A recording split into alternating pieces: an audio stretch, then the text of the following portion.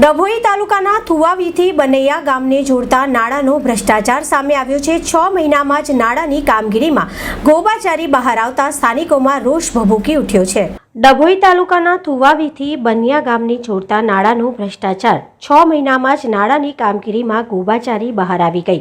દર વર્ષે ચોમાસામાં ઢાંઢર નદીના રોડ ઉપર પાણી ફરી વળતા હોય છે। દર વર્ષે ચોમાસામાં થુવાવી બનૈયા ગામ વચ્ચે સંપર્ક ખોરવાઈ જતો હોય છે, જેથી લોક માંગણીને લઈને 6-7 મહિના પૂર્વે જ જમીનથી ઊંચું લેવલ લઈને આશરે 60 થી 70 લાખના ખર્ચે નાળું નવનિર્માણ કરવામાં આવ્યું હતું, પરંતુ ટૂંકા ગાળામાં જ કોન્ટ્રાક્ટર દ્વારા આચરાયેલા નાળાનો ભ્રષ્ટાચાર બહાર આવી ગયો।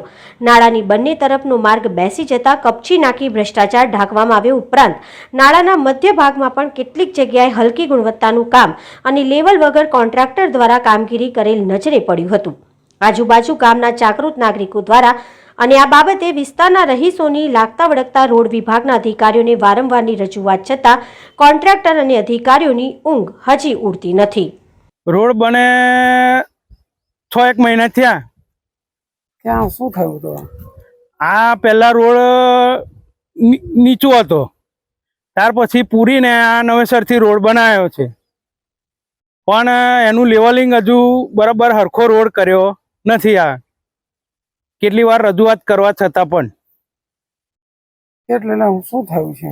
બેસી ગયો છે? હા, રોડ બેસી ગયો છે અને નારાનું આ કાપડો પડી ગયો છે અંદર। 6 મહિના થયા છે બનાવે? હા, 6-7 જ મહિના થયા આને બનાવે। જવા વાહન ચાલકોને તકલીફ પડે ને તકલીફ। કઈ સાઈડ થી બેસી ગયો છે? ગામ તરફથી આવીએ ત્યાં બેસી ગયો છે અને આ બાજુ થુવાવી તરફથી આવીએ તો ત્યાં બેસી ગયો છે। આ બધું આવું નાખીને હરખું કરી જાય છે, પણ વ્યવસ્થિત કરતા નહીં। તમારી શું માંગ છે? અમારી તો એક જ માંગ છે કે એક હરખું લેવલ કરી દે એમ।